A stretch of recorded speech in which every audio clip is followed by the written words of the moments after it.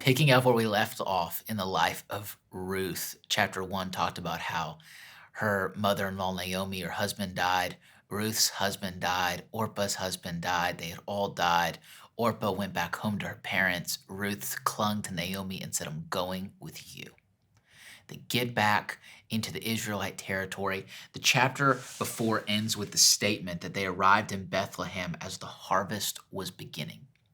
Chapter 2 picks up by giving us some greater context into their family relationships and to people that were around them. It says, Now Naomi had a relative on her husband's side, a man of standing from the clan of Elimelech, whose name was Boaz. Now, there are certain cultural things that we have to understand that we'll learn about more in these chapters, but basically there was such a thing called a kinsman redeemer. And it basically talked about how someone in the family could redeem someone in the family who was alone and could bring them into their family. And this is something that will take place later with Boaz. The Bible goes out of its way to show that there is a relationship. There's a relationship between them, even though it might be distant.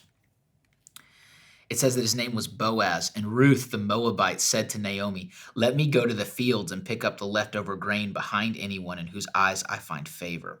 So in those times, those that were not able to provide for themselves were allowed to, God had talked about this, they were allowed to go out in the fields and pick up behind the scraps that had fallen so that they could be provided for their family. And it was important really to the Lord that those who were less fortunate were able to be provided for. Verse 3 talks about how Naomi told her, Go ahead, my daughter. So she went out, entered a field, and began to glean behind the harvesters. As it turned out, she just so happened to be working in a field belonging to Boaz, who was from the same clan of Elimelech. Now, you might say that that was chance or coincidence. I would say that that's divine circumstance. God's working things out behind the scenes. There's sometimes God places us and positions us in a situation or in a season that we don't fully understand, but God's working all things together for his good. It says that just then Boaz arrived from Bethlehem and greeted the harvesters and said, The Lord be with you and the Lord bless you, they answered. Boaz asked the overseer of his harvesters, Who does that young woman belong to? Basically, he's asking, is she married? Does she have, is she in her parents' home? Like who's she with? Basically, Ruth catches his eye. He's like, hey, that girl over there, does anyone know anything about her? He's kind of asking all of his friends. He's fishing. I don't know if any of y'all have, been in a relationship before where you see a guy, you see a girl across the room, and you're like, man, I'm really interested in her. And you start asking your friends, does anyone know her name? Does anyone know her family? Does anyone know about her? That's basically what Boaz is doing right now. He's fishing. And the overseer replied, She is the Moabite who came back from Moab with Naomi. She said, Please let me glean and gather among the sheaves behind the harvesters. She came into the field and has remained here from morning till now, except for a short rest in the shelter.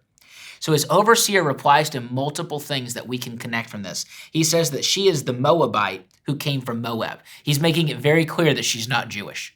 That would have been something that would have been significant to many of them in their culture. He was making it very clear she was a foreigner and that she came back with Naomi.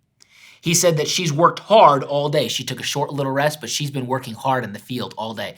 The overseer basically was saying, I noticed her. She's a hard worker, Boaz. She's not a slacker. Verse 8, so Boaz said to Ruth, My daughter, listen to me, which is a phrase of basically he's just being kind to her. He's not literally saying she's his daughter. He's saying, My daughter, listen to me. Don't go and glean in another field and don't go away from here. Stay here with the women who work for me. Watch the field where the men are harvesting and follow along after the women.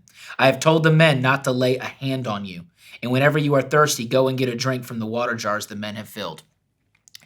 He goes out of his way to make this comment and say, hey, you don't need to go anywhere else for provision. I'll look out for you. And at the same time, you don't need to be worried as you're going around. I don't know what would take place in those times.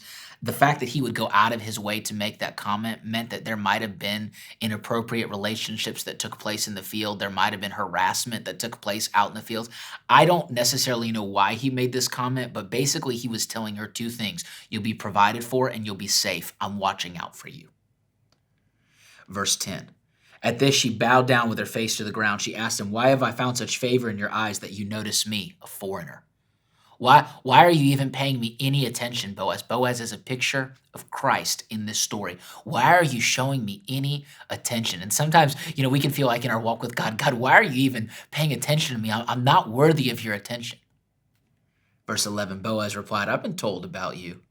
I've been told about what you've done for your mother-in-law since the death of your husband, how you left your father and mother and your homeland and came to live with a people you did not know before. He goes, I've heard about you. There's rumors about the kind of woman that you are. I've heard about your work ethic. I've heard about your covenant. He says, may the Lord repay you for what you have done. May you be richly rewarded by the Lord, the God of Israel, under whose wings you have come to take refuge. I like that statement that Boaz makes. You've come underneath the wings. You've come underneath the covering of the Almighty God. And may the Lord see the way that you live, Ruth, and may he bless you and may he go before you. Verse 13, may I continue to find favor in your eyes, my Lord, which would be like saying, sir. She wasn't calling him God. She was saying, like, may I continue to find favor in your eyes, sir. That would be a term of endearment in their time. She said, you have put me at ease by speaking kindly to your servant, though I do not have the standing of one of your servants. She said, even though I don't have the position of one of your servants, I'm thankful that you've treated me with kindness and with respect and with honor. At mealtime, Boaz said to her, come over here, have some bread and dip it in the wine vinegar. When she sat down with the harvesters, he offered her some roasted grain. All right, I'm just going to tell you how it is. My man Boaz is flirting right now. He's like, hey, why don't you come over here and eat with me? Why don't you hang out with my friends? Let me make sure that you're well taken care of. Boaz is letting it be known to her and to everyone around him, he is interested. As she got up to glean, Boaz gave orders to his men. Let her gather among the sheaves and don't reprimand her. Even pull out some stalks from her, from the bundles, and leave them for her to pick up, and don't rebuke her. Basically, he was saying, give her some special privileges, show her some favor, allow her to have some extras that others wouldn't have. And when she picks it up, don't you dare correct her. I am blessing her. Verse 17, so Ruth gleaned in the field until evening. Then she threshed the barley she had gathered, and it amounted to about an ephah. That's about 30 pounds, your Bible might say in the margin. It was a lot. She had brought home a lot. Boaz had taken good care of her. She was not lacking in any way.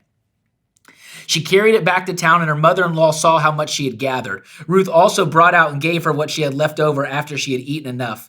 Her mother-in-law asked her, where did you glean today? Where did you work? Blessed be the man who took notice of you. Her mother-in-law, understanding culture, knowing what's taking place, is saying, wow, that's a lot. You shouldn't have been this blessed. Somebody went out of their way to look out for you and to bless her. And so Ruth told her mother-in-law about the one at whose place she had been working. The name of the man I worked with today is Boaz.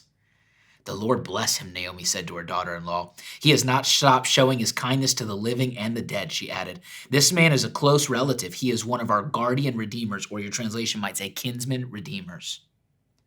Then Ruth the Moabite said, he even said to me, stay with my workers until they finish harvesting all my grain. Naomi said to Ruth, her daughter-in-law, it will be good for you, my daughter, to go be with the women who work for him, because in someone else's field you might be harmed. These context clues are letting us know that going out in the field must not have always been safe. There must have been some workers that treated people in an inappropriate and sinful and wicked way. So Ruth stayed close to the women of Boaz to glean until the barley and wheat harvests were finished, and she lived with her mother-in-law. God is setting the stage for how Boaz is going to be brought into the life of Ruth, and how a situation that seemed dark, that seemed unhopeful, is about to be filled with an incredible hope. Boaz is a picture of Christ and of how Christ has redeemed us. And we're going to learn how Ruth and her whole family is going to be redeemed. Not only is Ruth going to be grafted into the family of God in Israel, we'll find out through the story that Ruth actually will be in the lineage of Jesus Christ.